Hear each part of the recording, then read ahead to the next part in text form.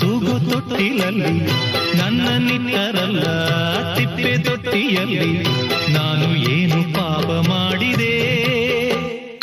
ಅರ್ಧರಾತ್ರಿಯಲ್ಲಿ ಅರ್ಧ ನಿದ್ದೆಯಲ್ಲಿ ತಾಯಿ ಹಾಲು ಎಲ್ಲಿ ಲಾಲಿ ಹಾಡು ಎಲ್ಲಿ ನಾನು ಯಾವ ದ್ರೋಹ ಮಾಡಿದೆ. ಭೂಮಿಯ ತುಂಬ ಅನಾಥರೆಂಬ ಕೋಟ್ಯಾನು ಕೋಟಿ ಕೂಗು ಇದೆ. ಗ್ರಾಚಾರ ಬರೆಯೋ ಬ್ರಹ್ಮ ನಿನಗೆ ಎಂದೆಂದು ಅವರ ಶಾಪವಿದೆ.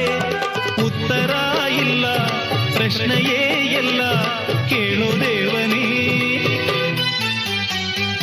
ಅನಾಥ ಮಗುವಾದೆ